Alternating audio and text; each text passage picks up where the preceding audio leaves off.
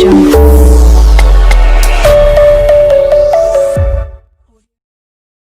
All of you, most welcome. आज हम सब एक्सरसाइज 7.5 के कंसेप्ट को डील करेंगे और साथ ही साथ आज एक्सरसाइज के कुछ क्वेश्चंस को भी हम लोग बनाएंगे। ये एक्सरसाइज जो है ये आपका पार्शियल फ्रैक्शन पे बेस्ड है और ये एक्सरसाइज आपका एग्जामिनेशन के व्यू से भी काफ़ी इंपॉर्टेंट है, मतलब इसके क्वेश्चंस एग्जाम में आते हैं। तो चलिए आज हम लोग इसके क्वेश्चंस बनाने से पहले हम लोग मेहनत करेंगे इसके कंसेप्ट को समझने में और इसको जानने में, ठीक है ना। क्योंकि आप जानते हैं, क्योंकि आपका जितना भी एक्सरसाइज आपका स्टार्ट हुआ है आपने देखा है कि अगर आपको कंसेप्ट अच्छे से क्लियर हो जाता है तो एक्सरसाइज में जो भी क्वेश्चंस रहते हैं उसे बनाना काफ़ी ईजी रहता है। तो चलिए क्यों ना हम लोग थोड़ा मेहनत कर लेते हैं इससे कंसेप्ट को समझने में। एक बार अगर आप कंसेप्ट को अच्छे से समझ जाते हैं तो मुझे उम्मीद है कि आपको एक्सरसाइज बनाने में जरा सा भी दिक्कत नहीं होगा, ठीक है। तो चलिए तैयार हैं आप सब। तो देखिए यहाँ पे जो पार्शियल फ्रैक्शन में है ना, इस टाइप के फॉर्म्स आपके आएंगे इंटीग्रेशन में, ठीक है। ये जैसे आप पहले फर्स्ट फॉर्म को जरा सा इसमें नजर डालो, 1/ax + b into cx + d। पता है इस सारे के सारे फॉर्म में क्या खास बात है, सारे फॉर्म्स फैक्टर में लिखे गए हैं, मतलब यहाँ पे ये दोनों एक दूसरे का आपका प्रोडक्ट में लिखा गया है। अगर यहाँ पे कोई क्वाड्रेटिक इक्वेशन आता है तो उसे तोड़ के आपको इसी टाइप में फैक्टर्स में आपको लाना पड़ेगा। अगर आप ले आते हो तो फिर आप पार्शियल फ्रैक्शन के जो रूल हैं, जो मेथड यहाँ दिए गए हैं, ये आप यूज कर सकते हो, ठीक है। तो आप यहाँ पे ध्यान दिए कि किस टाइप के फॉर्म्स लिखे गए। अब बात आता है कि इसे हम लोग ब्रेक कैसे करेंगे। तो यहाँ पे देखिए, यहाँ a लिखा गया है, a के नीचे में ax + b है, इसे लिखा गया है +b और फिर b के आपके डिनोमिनेटर में cx + d लिखा गया है। अब आप सोच रहे होंगे कि इस पैटर्न को हम लोग कैसे याद करें, क्योंकि यहाँ पे ये सब जितने भी आपके फॉर्म्स है ये आपको अच्छे तरीके से याद होना चाहिए कि अगर इस टाइप के फॉर्म रहेगा तो आपको a और b को इस प्रकार से आपको लिखना पड़ेगा, फिर इस टाइप के फॉर्म रहेगा तो आपको ऐसे लिखना पड़ेगा। तो क्यों ना थोड़ा सा इसमें प्रैक्टिस कर लें और लिखने का थोड़ा सा तरीका जान लें। तो चलिए मैं आपको जरा सा मदद करता हूं इसको समझने में और जानने में, ठीक है।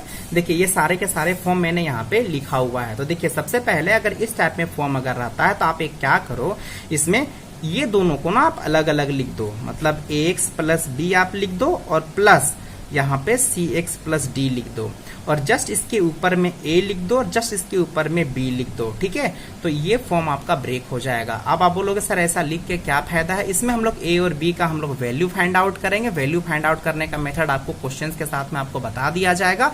बस अभी आप फॉर्म को पहचानो और कुछ कुछ बेसिक बातों को जानो कि अगर इस टाइप में फॉर्म रहेगा तो ऐसे लिखना है। यहाँ पे आप ध्यान दो कि यहाँ पे आपका a का जो x का जो यहाँ पे पावर है यहाँ 1 है, यहाँ भी 1 है और इसका होल पावर भी यहाँ 1 है। तो कुछ इस टाइप में आपको ब्रेक करके पार्सली आपको ब्रेक करके आपको लिखना है, ठीक है। अगर इस टाइप में फॉर्म रहेगा तो आप इसे आप ब्रेक करो, आप इसे भी एक अलग से आप इसे लिखो ax + b। लेकिन यहाँ पे आप अगर इस फॉर्म को अगर आप देखोगे तो ये पहले जैसा फॉर्म नहीं है, क्योंकि यहाँ पे 1 था तो बस सिंपली से आप इसे अलग लिख करके इसके ऊपर में आप b बिठा दिया करते थे। और तो यहाँ पे हम लोग क्या करेंगे, जैसे cx + d का यहाँ होल स्क्वायर है तो इसे आपको 2 टाइम्स लिखना पड़ेगा, मतलब एक cx + d लिखना पड़ेगा और फिर यहाँ पे cx + d का यहाँ स्क्वायर आपको लिखना पड़ेगा, ठीक है। अब इसके ऊपर आप a लगाओ, इसके ऊपर आप b लगाओ, इसके ऊपर आप c लगाओ। तो ये आपकी मतलब ये मेथड आपका ये ब्रेक करने का है अगर इस टाइप में फॉर्म्स रहते हैं। तो आप बोलोगे सर अगर यहाँ पे क्यूब रहता तो क्या करते हैं, तो ये 3 टाइम्स आपका ब्रेक होता है, जैसे cx + d का स्क्वायर और प्लस cx + d का होल क्यूब और ऊपर में d हो जाता। आप बोलोगे सर a b c कौन है, कांस्टेंट है, आपको वैल्यू फाइंड आउट करना पड़ेगा। आप फिर यहाँ पे आप सोच रहे होगे कि सर यहाँ पे माइनस भी आएगा क्या, देखिए माइनस यहाँ पे माइनस प्लस ना वैल्यू ये a b c ऑटोमेटिक आपको दे देगा। अगर a को नेगेटिव में आना रहेगा, ये पॉजिटिव में अगर आएगा तो ये ऑटोमेटिक आपको प्लस माइनस में देगा। आप ये जो फॉर्म जब आप इसे ब्रेक करोगे ना तो यहाँ प्लस ही लगाना, माइनस कभी मत लगाना वरना रॉन्ग हो जाएगा आपका, ठीक है। जैसे कि आप यहाँ पे देखो इस फॉर्म को जरा सा पहचानोगे, अगर ये फॉर्म रहता तो कैसे ब्रेक होगा। तो ये अभी आप यहीं से पकड़ सकते हो कि ये जब सिंगल फॉर्म था ना तो ये 2 टाइम्स ब्रेक हुआ, तो यहाँ अकेले ही आ गया है ax + b का होल पावर क्यूब में, तो इसे क्या करो ये 3 टाइम्स ब्रेक होगा। तो आप इस टाइप के फॉर्म को देख करके तुरंत आप लिखने के लिए सीख जाओगे कैसे ब्रेक किया जाता है। और जहां तक बात है a b c का वैल्यू फाइंड आउट करने के लिए अभी तो आप सीखोगे ना, अभी तो स्टार्ट ही हुआ है चीजों को समझने के लिए, ठीक है। तो यहाँ पे ax + b लिख दिए एक बार, पावर ऑफ 1 करके है। अब आप फिर से लिखो ax + b, कितना पावर होगा बतलाओ यहाँ पे तो यहाँ 2 पावर होगा, और यहाँ पे कितना होगा ax प्लस बी, यहाँ पावर ऑफ 3 होगा। अब सिंपली इसके ऊपर a बिठा दो, यहाँ b बिठा दो, यहाँ c बिठा दो। देखिए ब्रेक करना कितना इजी है, इजीली हो गया ब्रेक। अब लोग सर पावर ऑफ 4, देखिए इतना चिंता ना करें, इतना बड़ा बड़ा पावर नहीं आने वाला है, ठीक है, क्योंकि यहाँ पे a और b और c का वैल्यू फाइंड आउट भी किया जाता है, तो थोड़ा कठिन हो जाएगा वैसे पावर अगर आप मैक्सिमम करते जाओगे तो, ठीक है ना। अब यहाँ पे देखो, और इस फॉर्म में क्या अब पहले से आपका पहले वाले फॉर्म से ये थोड़ा डिफरेंट है कि नहीं है, तो ऑब्वियसली ये थोड़ा लिखने में भी आपका डिफरेंट आपका आएगा। तो अब पहले इसमें जो फैक्टर्स में लिखे गए पहले इस फॉर्म के देखो, इस फॉर्म के लिए तो चिंता नहीं है, यहाँ पे ax प्लस बी तो यहाँ लिख दोगे, और इसके ऊपर क्या लिखोगे, तो आप बोलोगे सर यहाँ पे हम लोग a बिठा देंगे, ये सही है, लेकिन ये डिस्टर्ब करेगा क्योंकि आप इसके बदले आप नहीं जानते हो, तो यहाँ सी एक्स स्क्वायर प्लस डी यहाँ पे हम लिख दिए, ठीक है ना। अब बोलोगे सर इसके न्यूमिनेटर में यहाँ पे क्या लिखा आएगा, तो यहाँ पे देखो, यहाँ पे पावर ऑफ 2 करके आया हुआ है स्क्वायर, ठीक है, तो यहाँ पे फिर बी एक्स प्लस सी इस टाइप में पैटर्न में आपको लिखना पड़ेगा, ठीक है। तो याद रखना कि अगर इस टाइप में फॉर्म रहेगा तो ऐसा लिखेंगे। अब यहाँ पे देखो एक्स स्क्वायर प्लस बी है और सी एक्स स्क्वायर प्लस डी है, मतलब यही फॉर्म दोनों फैक्टर्स में आपका यूज कर दिया गया है। अब आप बोलोगे कि सर इसके लिए क्या करें, तो सिंपल सा बात है, एक्स स्क्वायर प्लस बी यहाँ लिखोगे, इसके ऊपर में क्या लिखोगे, एक्स प्लस बी, फिर यहाँ पे फिर इसे लिखोगे सी एक्स स्क्वायर प्लस डी। अब बतलाइए ऊपर में कितना हम लोग ऐड करेंगे, तो यहाँ पे सी एक्स प्लस डी हम लोग ऐड करेंगे। ये स्मॉल सी है, ये कैपिटल सी है, दोनों में डिफरेंस है, ठीक है ना। अब बोलोगे सर लेकिन यहाँ ऊपर में तो इसके न्यूमिनेटर में तो कुछ लिखा गया है ना, पी एक्स प्लस क्यू है उसका, इसे आप इग्नोर कर दो, कोई फर्क नहीं पड़ता है। मतलब ये यहाँ पे 1 रहे तब भी इसी में यही ब्रेक होगा आपका, और यहाँ पे पी एक्स प्लस क्यू रहे तब भी यही ब्रेक होगा। मतलब नीचे वाले फॉर्म्स को देख करके ब्रेक किया जाता है, न्यूमिनेटर में कुछ भी रहे हमें उससे कोई फर्क नहीं पड़ता है। जैसे कि अगर मैं यहाँ पे भी, जैसे यहाँ पे 1 वाला जो लिखा हुआ था ये फॉर्म, तो आपने इतना ब्रेक किया, अगर मैं यहाँ भी पी एक्स प्लस क्यू में अगर लिख देता हूं तो कोई दिक्कत नहीं, आप इसी फॉर्म में ब्रेक करोगे। यहाँ भी अगर आपका पी एक्स प्लस क्यू अगर मैं लिख देता हूं तो यही फॉर्म रहेगा, इसमें कोई प्रॉब्लम नहीं है। तो मुझे उम्मीद है कि ये आपको समझ में आ गया होगा। अगर किन्हीं को फिर भी दिक्कत है तो आप थोड़ा सा प्रैक्टिस करें खुद से, चाहे आपको जब मैं बतलाऊंगा तो आपका क्वेश्चंस के साथ में क्लियर और भी आपका हो जाएगा, ठीक है, क्योंकि ये सब चीजें उतना भी कोई टफ नहीं है। अब चलिए यहाँ पे अगर आप देखोगे ये 6 और 7, तो यहाँ पे जरा सा नजर डालो कि 6 और 7 थोड़ा डिफरेंट है। तो ये इस टाइप में पैटर्न में जब हम लोग क्वेश्चन में आएंगे, मतलब जो 6 फॉर्म लिखा गया और जो 7 नंबर जो फॉर्म लिखा गया है इंटीग्रेशन का, इस टाइप में के जब क्वेश्चंस में हम लोग आएंगे ना, तो उस वक्त आपको ना बतला दिया जाएगा कि इस टाइप में फॉर्म्स में क्या किया जाता है। बस मैं थोड़ा सा मैं इसमें बतलाना चाहूंगा कि इसमें पहले वाले फॉर्म से क्या अंतर क्या है इसमें। देखिए आप जब न्यूमिनेटर को देखोगे ना, तो न्यूमिनेटर में जो एक्स का हाईएस्ट पावर है वो कितना है, 2 है, और आपका डिनोमिनेटर में एक्स का हाईएस्ट पावर कितना है, 2 है आपका। तो क्या है ना कि जो एक्स का जो पावर है ना न्यूमिनेटर में, वो डिनोमिनेटर से छोटा होना चाहिए। तो यहाँ पावर क्या हो गया है, बराबर हो गया है। तो इसे छोटा पहले करना पड़ेगा, तब आप इस फॉर्म में ब्रेक करोगे। इसमें क्या है कि इसमें न्यूमिनेटर में पावर कितना है, 3 है, इसमें कितना है, 2 है, ठीक है। तो यहाँ भी आपका न्यूमिनेटर में पावर क्या होना पड़ेगा, छोटा होना पड़ेगा। मतलब यहाँ पावर अगर 1 रहता तो काम मेरा चल जाता। तो यहाँ पे न्यूमिनेटर में x का पावर डिनोमिनेटर से बड़ा नहीं होना चाहिए। तब इसके लिए हम लोग क्या करते हैं, तो पहले एक स्टेप लेना पड़ता है, ये न्यूमिनेटर को हम लोग डिवाइड कर देंगे डिनोमिनेटर से। पहले डिवाइड करने के बाद उसके बाद जो रिजल्ट आपका आएगा, इसके बाद फिर हम लोग फर्दर इस फॉर्म में कन्वर्ट करके हम लोग बनाएंगे। एक चीज और मैं यहाँ पे नोटिस करवाना चाहता हूँ आपको, कभी कभी क्या होता है कि यहाँ पे जैसे इस टाइप में फॉर्म आपका आ गया X square plus B X plus C, तो आप बोलोगे सर यहाँ तो इस टाइप में फॉर्म्स का तो हम लोग ब्रेक करना जानते हो, तो ये क्या है, ये तो आपका क्वाड्रेटिक इक्वेशन है ना, तो इसे आप फैक्टराइज करके आप इस टाइप में पैटर्न में बदल दो। अगर इस टाइप में पैटर्न में टूट जाता है तो ही आप इसे बनाना, अदरवाइज अगर ये ब्रेक नहीं होगा तो आपको फिर प्रीवियस मेथड से बनाना है, जो आपको 7.4 में आपको बतलाया गया है, ठीक है। यहाँ पे कुछ आपके इंटीग्रेशन के कुछ और भी फॉर्म्स हैं जो आपके यूज होंगे आपके डायरेक्टली आपके इस एक्सरसाइज में। मैं चाहता हूं कि आप ये सब चीजों को अच्छे तरीके से आप याद कर लें। जैसे कि आपका 1/x, आप ये सब चीजें आप ऑलरेडी जानते हो कि इसका क्या होता है, log ऑफ x होता है, ठीक है। और 1/x प्लस a का क्या होगा, log of x plus a होगा।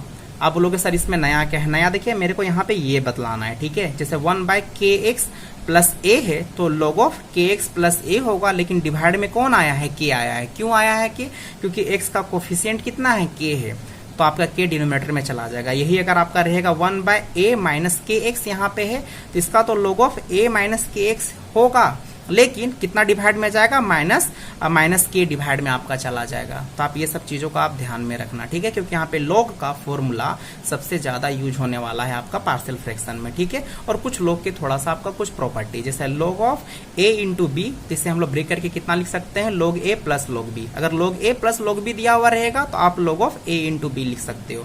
a बाय b रहेगा तो जो बाय में रहता है, जो डिवाइड में रहता है, उसमें माइनस लगा दो बीच में, ठीक है। याद रखना, मल्टीप्लाई में प्लस होता है, डिवाइड में माइनस होता है, तो जो माइनस में रहेगा उसे डिवाइड में ले जाना। और log ऑफ a के पावर में b, तो पावर आप आगे लिख सकते हो b log ऑफ a। अगर ये फॉर्म है तो ये जो आपका b आगे लिखा हुआ है आप इसको पावर में लिख सकते हो, ठीक है ना। समझ में आ गई चीजें। तो चलिए अब हम लोग एग्जाम्पल में कुछ एक क्वेश्चन को जरा सा हम लोग डील करते हैं। ये मैंने अपने से लिया है आपको ये सब चीजों को क्लियर करने के लिए, समझाने के लिए। जैसे मैं अगर इस फॉर्म को मैं अगर आपको इंटीग्रेट करने के लिए मैं बोलूं तो आप बोलोगे कि सर इसमें पार्शियल फ्रैक्शन लगाओगे। सर इसमें तो हम बिना पार्शियल फ्रैक्शन लगाए हुए भी इसे बनाया जा सकता है, मैं इसे बना के दिखला सकता हूँ आपको।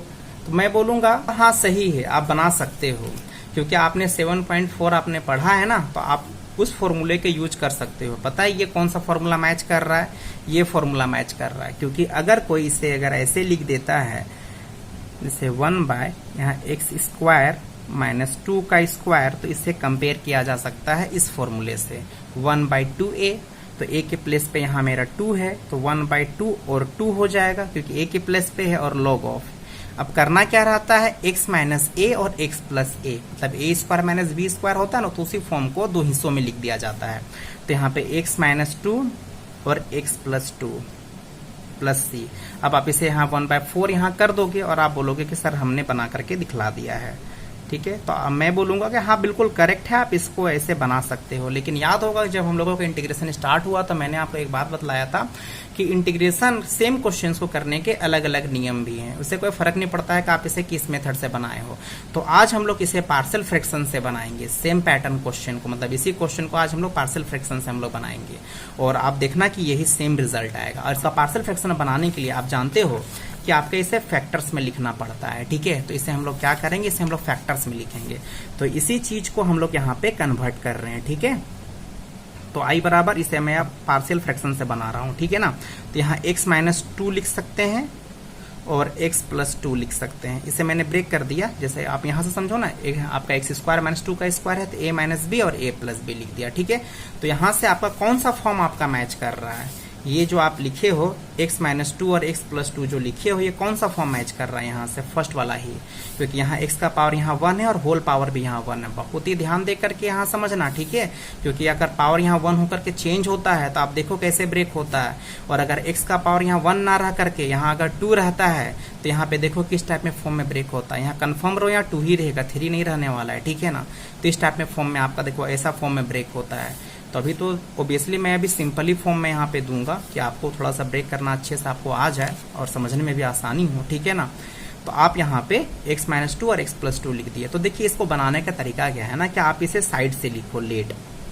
तो मैं यहाँ पे इंटीग्रेशन का साइन को मैं भी कुछ देर के लिए मैं यहाँ पे हटा दे रहा हूँ, x प्लस 2 लेट। और इसी चीज को मैं यहाँ पे इसे मैं इसे कैसे लिखता हूँ जिससे मुझे इजिली याद रहता है। मैं इसे x माइनस 2 में यहाँ पे पहले लिख लूंगा और प्लस, और फिर x प्लस 2 में यहाँ लिख लूंगा। और यहाँ पे मुझे यहाँ पे याद है अच्छे तरीके से कि ये जो x का पावर 1 रहेगा, 1 यहाँ पे होल पावर 1 रहेगा, तो इसके ऊपर सिंपली a कांस्टेंट बैठेगा। और यहाँ पे सेम पैटर्न है तो यहाँ b हो जाएगा, इसे इक्वेशन 1 रख लो। मतलब मैं इस फॉर्म के बदले में मैं ये फॉर्म में रखने वाला हूँ, लेकिन मुझे नहीं पता है कि जब मैं इसे ब्रेक करूंगा तो यहाँ पे कितना कांस्टेंट लेकर के आएगा। क्योंकि जब आप इसे एलसीएम लोगे ना तो वापस यहाँ कितना आना चाहिए, तो मल्टीप्लाई में नीचे तो आ ही जाएगा, लेकिन ऊपर में कितना आना चाहिए, 1 आना चाहिए। तो ये मुझे नहीं पता है, बस मेरे को a और b का मेरे को यहाँ वैल्यू फाइंड आउट करना, तो पता चल जाएगा कि इसी चीज को हम लोग तोड़ के ऐसे करके प्लस माइनस में कैसे लिख सकते हैं। तो आप देखिए यहाँ पे a और b का वैल्यू हम लोग यहाँ कैसे फाइंड आउट करेंगे। सबसे पहले इसे मैं यहाँ वापस लिख दे रहा हूँ x प्लस 2। आराम से चीजों को समझिए, एक बार अगर आप एक क्वेश्चन को अच्छे से समझ गए ना, बाकी क्वेश्चन ना खेल हो जाएगा, तुरंत बना दोगे। उसमें बस कुछ नई चीजें रहेंगी, मैं मानता हूँ, तो वो सब चीजें सीखना आपके लिए कोई बड़ी बात नहीं रह जाएगा। यहाँ पे x माइनस 2 लिखो, यहाँ पे मैं एलसीएम ले रहा हूँ तो यहाँ मल्टीप्लाई करना पड़ेगा, ठीक है। और a से कौन मल्टीप्लाई हो जाएगा, x प्लस 2, और b से कौन मल्टीप्लाई हो जाएगा, x माइनस 2, ठीक है। और ये आपका कैंसल आउट हो जाएगा, क्योंकि मैंने लेफ्ट हैंड साइड और राइट हैंड साइड दोनों लेकर के चल रहा हूँ, और आपको भी लेकर के चलना पड़ेगा। तो 1 इक्वल्स टू कितना आ गया, x प्लस 2 आ गया, और यहाँ पे प्लस और b और x माइनस 2 आ गया। क्लियर है यहाँ तक, ठीक है ना। अब यहाँ से हम a और b का वैल्यू फाइंड आउट करेंगे। अब आप जानते हो यहाँ a और b का वैल्यू फाइंड आउट करने का एक मेथड आप जानते हो, 7.4 में आपको बतलाया गया है। मैं थोड़ा सा इसे एक्सप्लेन कर देता हूँ यहाँ कैसे बतलाया गया। तो पता है यहाँ पे आप क्या करते थे, इसे आप मल्टीप्लाई कर दिए होगे ax प्लस 2a, और फिर आप यहाँ पे b को जब आप मल्टीप्लाई करोगे bx माइनस 2b, और जो एक टाइप के वेरिएबल है उसे आप एक साथ कलेक्ट कर लिए होगे। जैसे यहाँ पे आपका x वाले टर्म है, तो इन दोनों से x यहाँ से कॉमन निकाल दो, तो a प्लस b और x आ गया। ये कांस्टेंट वाली टर्म को आप एक साथ कर दो और 1, और यहाँ पे फिर लिखते थे equating coefficient of similar term, और यहाँ पे आप a प्लस b को आप यहाँ इक्वल करते 0 के, क्योंकि इधर x का टर्म नहीं है तो कांस्टेंट का टर्म है, तो ये 1 किसके इक्वल हो जाता है, इसके इक्वल हो जाता। तो 2a माइनस 2b बराबर 1। तो मैं आपको बतला देना चाहता हूँ ना कि मैं इस टाइप में पैटर्न को फॉलो यहाँ पे नहीं करूँगा, क्योंकि ये थोड़ा सा लॉन्ग सॉल्व होता है। तो यहाँ से भी आप सॉल्व कर सकते हो, आप यहाँ देख सकते हो 2 इक्वेशन बन गया, दोनों इक्वेशन को सॉल्व करोगे तो आप बना दोगे, ये ठीक है। लेकिन कब तक, आप अगर अभी सॉल्व कर लेते हो ना, तो आने वाले क्लासेस में ना आपका बहुत लॉन्ग पार्शियल फ्रैक्शन आने लगेगा, तो उस वक्त a b c d भी आ जाएगा, तो उस वक्त आप कितना इस मेथड से बनाओगे। तो ये मेथड आपका 7.4 के लिए ही आपका ठीक है। इसमें देखो, इसमें आपका बेहतर मेथड आपका क्या है, और नया चीज सीखने को मिलेगा। यहाँ मेरा कंडीशन क्या है कि a का मान निकालना है, b का मान निकालना है। यहाँ पे मैं x का वैल्यू रखूंगा, मैं चाहूँ ना तो x का वैल्यू मैं कुछ भी रख सकता हूँ। जैसे चाहूँ तो x का वैल्यू 1 रख सकता हूँ, 2 रख सकता हूँ, 0 रख सकता हूँ, 4 रख सकता हूँ। लेकिन ना आप ऐसे जो मनसो वैल्यू आप मत रखो, सिंपल सा बात है। कुछ x का एक ऐसा वैल्यू रखो जो आपके लिए बेनिफिट हो। तो मैं क्या करना चाहता हूँ, जैसे मैं आपसे पूछूंगा कि आपको a और b का वैल्यू निकालना है ना, तो पहले किसका वैल्यू निकालना चाहते हो, तो आप बोलोगे सर a का वैल्यू निकालना चाहता हूँ। तो b को तो हटना पड़ेगा, मतलब b को तो 0 होना पड़ेगा। तो मैं x का वैल्यू क्या पुट करूँ यहाँ पे कि b का टर्म जो दिख रहा है ये रिमूव हो जाए। तो ये टर्म जब 0 होगा तभी तो b रिमूव होगा ना। तो मैं यहाँ पे क्या करूंगा, मैं यहाँ पे पुट कर दूंगा x माइनस 2 इक्वल्स टू 0। तो यहाँ पे b के साथ में जो ये मल्टीप्लाई में लगा हुआ है x माइनस 2, तो x माइनस 2 इक्वल्स टू 0 मैं कर दे रहा हूँ। तो यहाँ x का वैल्यू मेरे को यहाँ कितना दे दिया, 2। तो यहाँ आप x का वैल्यू आप 2 रख दो इस इक्वेशन में। तो आप x का वैल्यू यहाँ पे 2 रखोगे, यहाँ पे 2 रखोगे, इससे क्या होगा, 2 माइनस 2 ये 0 हो जाएगा, और यहाँ पे फिर a का वैल्यू फाइंड आउट कर लोगे। समझ में आ गया ना बात। देखो आप x का वैल्यू कुछ भी रख सकते थे, 1 2 3 4 0 माइनस 1 माइनस 2 कुछ भी, लेकिन कुछ ऐसा रखो ना जो आपके बेनिफिट का काम हो। तो मेरे को a का वैल्यू निकालना है तो हम b को 0 करना चाहते हो, तो अगर x का वैल्यू 2 रखेंगे तो b 0 हो जाएगा, a का वैल्यू निकाल लेंगे। और ये मेरे को कैसे पता चला, क्योंकि x माइनस 2 बराबर जब हम 0 रखें तो x का वैल्यू वो वैल्यू हमें दे दिया जिसके वजह से b 0 होने वाला है। समझ में आ रही बात है। तो अभी आगे और भी हम लोग इसको समझेंगे। तो चलिए पहले इतना पहले देखिए। अब ये 2 वैल्यू हम लेफ्ट हैंड साइड भी रखेंगे और राइट हैंड साइड भी रखेंगे, लेकिन लेफ्ट हैंड साइड तो x पे तो डिपेंड ही नहीं कर रहा है, तो बस 1 है, तो 1 का 1 रह जाएगा यहाँ पे 1 रह गया, और यहाँ पे कितना हो जाएगा 2 प्लस 2, और यहाँ पे कितना हो जाएगा, यहाँ देखिए 2 माइनस 2 इतना लिख के दिखलाने की क्या जरूरत है, आप डायरेक्टली यहाँ 0 कर देते हैं ना, आपका टाइम बच जाएगा। 2 और 2 कितना हो जाएगा 4, तो यहाँ 1 बराबर कितना हो जाएगा 4a, और a बराबर यहाँ कितना हो जाएगा 1/4। तो आप a बराबर 1/4 फाइंड आउट कर लिए। अब आप बतलाओ कि मेरे को अब a का वैल्यू फाइंड आउट हो चुका है, मेरे को b का वैल्यू फाइंड आउट करना है, तो अब किसको 0 होना पड़ेगा, ऑब्वियसली अब a को 0 होना पड़ेगा। तो बताओ ना कि हम x का वैल्यू कितना रखें कि a 0 हो जाए और b का वैल्यू फाइंड आउट हो जाए। ट्राई करो, आप बतला सकते हो। अब बोलोगे सर x का वैल्यू -2 रख दो, सर -2 रखोगे तो ये टर्म 0 हो जाएगा और b का वैल्यू निकल जाएगा। अब आप मैं पूछूंगा कि आपने कैसे बतलाया कि -2 यहाँ रखने पे, आप बोलोगे सर आप ही ना बोले थे कि a के साथ में यहाँ कितना है x प्लस 2 है, तो आप x प्लस 2 इक्वल्स टू आप 0 रख दो, तो x का वैल्यू -2 मेरे को यहाँ पे दे रहा है। तो अब यहाँ पे आप रख दो a का वैल्यू -2, तो इसको मैं 0 में डायरेक्टली मैं कर दूं, क्योंकि -2 रखूंगा तो आखिर -2 प्लस 2 तो कट छट का तो 0 ही होगा ना, क्योंकि मेरा तो मेन पर्पस था यही था कि मैं a को मैं 0 कर दूं।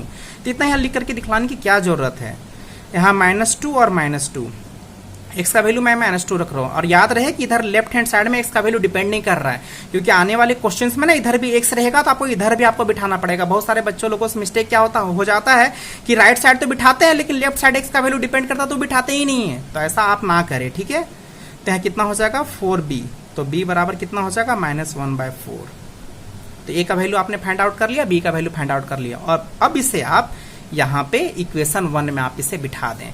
तो मैं यहाँ पे इसे लिखने वाला हूँ यहाँ पे 1/x-2 और x+2, और बतलाइए ए का वैल्यू आपने कितना फाइंड आउट किया है 1/4 और बी का वैल्यू -1/4, याद रखिएगा, ठीक है। तो यहाँ पे 1/4 और यहाँ पे कितना हो जाएगा x-2 और -1/4 और यहाँ कितना हो जाएगा x+2।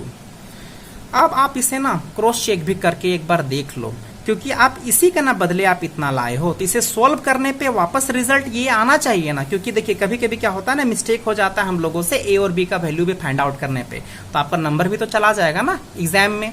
तो अगर आप नंबर बचाना चाहते हो और आपके पास टाइम है, तो थोड़ा सा छोटे मोटे क्वेश्चन का ना क्रॉस चेक जल्दी कर सकते हो, क्योंकि छोटा सा क्वेश्चन है। देखो अगर आप क्रॉस चेक इसे करना चाहोगे तो इसे मेरे को करना क्या पड़ेगा, सिंपल सा बात है। आप यहाँ पे इसे जब सोल्व करोगे तो वापस इतना आना चाहिए ना। देखिए यहाँ पे हम दिखलाते हैं, दोनों में 1/4 कांस्टेंट है, तो आप इसे मतलब कांस्टेंट मतलब कॉमन है, तो आप इसे बाहर निकाल लो, ठीक है। तो यहाँ कितना बच गया x-2 यहाँ बच गया और -x+2 यहाँ बच गया ना। अब इन दोनों को आप एलसीएम ले लो, तो यहाँ पे ये दोनों मल्टीप्लाई में आ जाएगा x-2 और कितना हो जाएगा x+2, ये इससे क्रॉस में मल्टीप्लाई होगा तो x+2 हो जाएगा, और यहाँ माइनस लगाओ तो -x हो जाएगा और +2 हो जाएगा। तो माइनस और +x आपका कैंसल आउट हो गया, ऊपर में आपका 4 बचा, तो 4 और x-2 और यहाँ x+2, ठीक है, और यहाँ पे कैंसल आउट हो गया, तो 1/x-2 और x+2। तो आप यही तो लाना चाहते थे ना वापस। देखो यहाँ पे वापस आ तो गया, मतलब करेक्ट है। मतलब आप जो फाइंड आउट किए हो वैल्यू ए और बी का, ए का वैल्यू 1/4 और बी का वैल्यू -1/4, बिल्कुल ये करेक्ट है हम लोगों का। समझ में आ रही बात है ना। तो मैं देखिए एक ही क्वेश्चन में मैं सारी की सारी बातें मैं बतलाने की कोशिश कर रहा हूँ कि कहाँ कहाँ आपको कौन कौन सी चीज़ों को फोकस करना और अच्छे से आपको बनाना है। अगर एक बार आप सीख गए ना, आप समझ लो बात को, आप यहाँ कुछ करना नहीं है। इसमें ना ए और बी ही का वैल्यू निकालने में आपको बस यहाँ जो टाइम लगा, अब आप इसमें इंटीग्रेशन का साइन लगा दो। तो मेरे को इसी को ना इंटीग्रेट करना था ना, मैं इसमें इंटीग्रेशन का साइन लगा दे रहा हूँ और dx, और यहाँ पे लगा दो 1/4 और 1/x-2 dx और 1/4 x+2 और कितना dx। 1/4 कांस्टेंट है, आप जानते हो कांस्टेंट इंटीग्रेशन के साइन से बाहर आ जाता है, ठीक है। और बस पता है अब यहाँ पे लॉग वाला, मतलब मैक्सिमम जो यहाँ पे फॉर्मूला यूज होता है ना, वो लॉग वाला फॉर्मूला होता है। तो 1/x का कितना होता है log of x, तो यहाँ लिख दो log x-2। बोलोगे यहाँ पे कुछ डिवाइड में भी जाएगा क्या सर? नहीं, x का कोफिशिएंट कितना है 1 है ना, तो डिवाइड में क्या जाएगा 1, तो का कोई फर्क नहीं पड़ता यहाँ पे log और x+2। आप बोलोगे सर आंसर तो मैच नहीं किया, आंसर तो ये दिया हुआ है। तो log का कुछ मैंने और भी प्रॉपर्टी मैंने आपको बतलाया था, ठीक है। 1/4 दोनों में कॉमन बाहर निकाल दो, तो कितना हो जाएगा log x-2 और -log और x+2, और ये नेगेटिव में है, तो जो नेगेटिव में रहता है उसके डिवाइड में चला जाता है, ठीक है। x-2 और यहाँ x+2 प्लस c कंपेयर करके देखो, आंसर सेम आया ना। यहाँ पे देखो इसका आंसर जो आप डायरेक्टली लिखे थे आ गया। आप बोलोगे कि सर अच्छा एग्जाम में हम लोग क्या करेंगे सर, डायरेक्ट बना देंगे क्या? देखिए वो मार्क्स पे डिपेंड करता है। अगर 4 मार्क्स का है तो आप डायरेक्टली इतना छोटा आप आंसर मत लिखो, आप थोड़ा सा इसे आप पार्शियल फ्रैक्शन से बना दो, तब ना मार्क्स आपको देगा। अगर ये 1 मार्क्स में है तब आप डायरेक्टली लिख दो, क्या फर्क पड़ता है, ठीक है। तो देखिए आपके प्रैक्टिस के लिए एक आपका क्वेश्चन मैं आपके लिए मैं दे दे रहा हूँ, ये वाला 4 - x। अगर आप इसका आंसर अगर आप ढूंढना चाहते हैं तो इसका आंसर आप तुरंत लिख सकते हो। देखो यहाँ पे कांस्टेंट का स्क्वायर माइनस x का स्क्वायर। अगर आप इसका आंसर देखना चाहते हो तो यहाँ पे 2 का स्क्वायर हो जाएगा माइनस x का स्क्वायर हो जाएगा, तो कितना हो जाएगा 1/2a ना, 1/2a।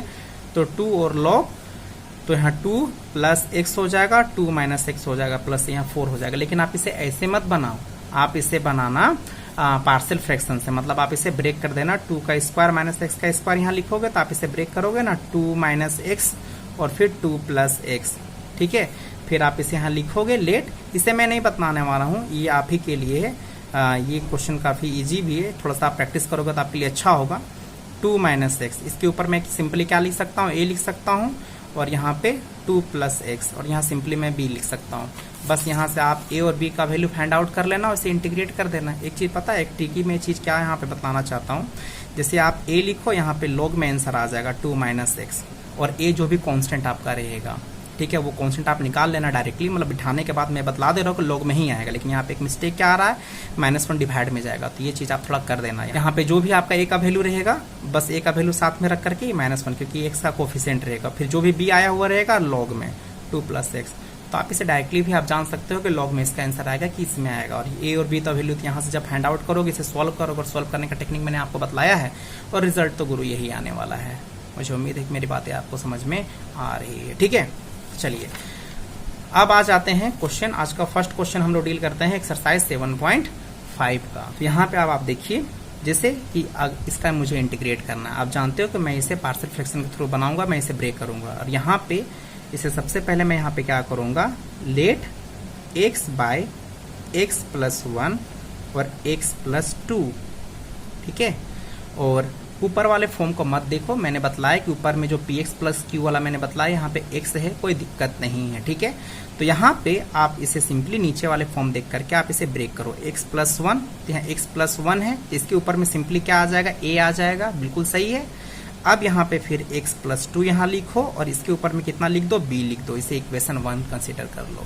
मतलब यहीं पे अब आपका इंटीग्रेट होगा। बस मेरे को a और b का वैल्यू फाइंड आउट करना है। बस a और b का वैल्यू फाइंड आउट करने में हम लोग को जितना वक्त लगेगा, अदरवाइज बाकी चीजें फिर ईजी हो जाती है। ठीक है ना, यहाँ पे आप एलसीएम ले लो, x प्लस 1 और x प्लस 2। a से कौन मल्टीप्लाई होगा, x प्लस 2, और b से कौन मल्टीप्लाई होगा, x प्लस 1। ठीक है, ये इसे कैंसल आउट कर दो। आप थोड़ा सा प्रैक्टिस करोगे तो ये चीज़ आप डायरेक्ट भी लिख सकते थे, क्योंकि इतनी ये सब चीज़ें छोटी मोटी चीज़ें हैं कि आप इसे ब्रेक करने के बाद इतना लिखोगे तो ये कैंसल आउट आपका हो जाएगा। तो बस इसके साथ a के साथ में x प्लस 2 लगा दो, b के साथ में x प्लस 1 लगा दो, और फिर यहाँ पे ऊपर वाला बस इसका न्यूमिनेटर वाला बचेगा x। ठीक है, अब मेरे को यहाँ पे क्या करना है कि a का वैल्यू निकालना है, b का वैल्यू निकालना है। तो चलिए क्यों ना पहले a का वैल्यू निकाला जाए। तो बताइए, हम लोग को b को 0 करना पड़ेगा, तो x को मैं कितना रखूं कि b 0 हो जाए। तो आप क्या बोलोगे, सर x का वैल्यू -1 रख दो। सर मैं पूछूंगा -1 कैसे आया, तो आप बोलोगे सर जब पुट आप x प्लस 1 इक्वल टू 0 करोगे ना सर, तो x बराबर -1 आएगा। तो -1 रखोगे तो ये 0 हो जाएगा, और फिर यहाँ से a का वैल्यू फाइंड आउट कर लोगे। तो चलिए -1 रखते हैं। तो यहाँ ध्यान दीजिएगा कि लेफ्ट हैंड साइड में x का वैल्यू आया हुआ है, तो इधर -1 हो जाएगा, और a यहाँ पे -1 प्लस 2 और b, और यहाँ पे x का वैल्यू -1 और प्लस 1। ठीक है, क्लियर है यहाँ पे ना। आप यहाँ डायरेक्टली आप इसे 0 भी कर देते, ज़्यादा बेटर होता। यहाँ पे कितना हो जाएगा, सिंपली यहाँ पे a हो जाएगा, ये तो 0 आपका हो जाएगा, b कोई फर्क नहीं पड़ता है, b इंटू 0 मतलब 0 ही हुआ ना। अब a का वैल्यू आपने कितना फाइंड आउट कर लिया, -1 आपने फाइंड आउट कर लिया। ठीक है, बहुत अच्छे। ठीक है, अब मेरे को किसका वैल्यू निकालना है, b का मेरे को वैल्यू निकालना है। तो किसे 0 होना पड़ेगा, a को 0 होना पड़ेगा। तो बतलाइए कि हम लोग यहाँ पे x का वैल्यू कितना रखेंगे। तो x प्लस 2 इक्वल्स टू जब 0 हम लोग करेंगे तो x इक्वल्स टू कितना निकलेगा, -2 निकलेगा। ठीक है, -2 जब रखोगे तो a का वैल्यू 0 हो जाएगा। तो यहाँ भी -2 यहाँ पे रख दो, -2, और a इंटू 0, और b -2 प्लस 1 -2, और यहाँ -b आ रहा है ना, और b का वैल्यू कितना हो जाएगा, 2 हो जाएगा। तो a का वैल्यू फाइंड आउट हो गया, b का वैल्यू फाइंड आउट हो गया। इसे मैं कहाँ पे रख दूंगा, फ्रॉम इक्वेशन 1 में। तो यहाँ पे मैं लिखता हूँ from equation 1, x by x plus 1 और x प्लस 2। a का वैल्यू हम लोगों ने कितना लाया है, -1। तो -1 बाय x प्लस 1, और फिर यहाँ 2, और यहाँ पे x प्लस 2। ठीक है, अब मेरे को यहाँ पे कुछ नहीं करना, इंटीग्रेट करना। अब बस इसमें कुछ मत करो, इसमें इंटीग्रेशन का साइन लगा दो, x प्लस 1, x प्लस 2 और dx। माइनस मतलब बाहर आ जाएगा, x प्लस 1 और यहाँ dx, और 2 कांस्टेंट है, बाहर आ जाएगा 1 बाय x प्लस 2 और dx। और बस इसमें आप लगा दो, इसमें लॉग वाला फॉर्मूला लग जाएगा, log ऑफ x प्लस 1। कुछ भी डिवाइड में नहीं जाएगा क्योंकि x का कोफिशिएंट 1 है यहाँ पे, और 2 और log और x प्लस 2। थोड़ा सा ये सॉल्व कर दिया होगा जरा सा। तो सॉल्व इसको कैसे करोगे, तो आप चाहो तो आप इतना भी रख सकते हो। ये पावर हाँ यहाँ पे लग जाएगा, किसमें लगेगा, x प्लस 2 के यहाँ पे होल स्क्वायर लग जाएगा। ठीक है ना। और नेगेटिव में ये है, मैंने बतलाया था कि लॉग कटर में जो नेगेटिव में रहता है वो उसके डिवाइड में चला जाता है अगले के। तो यहाँ पे x प्लस 2 का यहाँ होल स्क्वायर यहाँ रहने दो, और बाय में x प्लस 1। आप चाहो तो इतना भी रख करके रख सकते हो, बना सकते हो। देखिए मैंने लास्ट वाले क्वेश्चन में क्या किया था पता है ना, मैंने लॉग करके लिखा था। मतलब इसी फॉर्म को मैं यहाँ से मैंने बतलाया था कि a और लॉग होगा, x प्लस 1 होगा, और प्लस b और लॉग होगा, और x प्लस 2 होगा। a का वैल्यू आपने कितना फाइंड आउट किया है, -1। देखो -1 लगा हुआ है, और बी का वैल्यू आपने कितना फाइंड आउट किया है 2। देखो यहाँ पे बी लगा हुआ है तो सेम टू चीज है, यहाँ से कंपेयर करो आप। बस ए का वैल्यू निकालना रहता है, बी का मतलब आप इसी फॉर्म में पकड़ लेते हो कि इसमें मतलब आपका फाइनल रिजल्ट लॉग में आ रहा है। बस ए का वैल्यू आपको यहाँ पता नहीं है तो आप यहाँ इससे ब्रेक कर रहे हो। और ये क्वेश्चन ऐसा नहीं कि वो वाला फॉर्मूला आप लगा दो, ये वाला फॉर्मूला लगा दो, अरे ये फॉर्मूला आप जानते हो ना यूज करने के लिए, तो ऐसा मत करना, ठीक है। आप इसे ब्रेक कर दो किसमें, x-3 में और x+3 में, और थोड़ा आप इसे भी अपने खुद से आप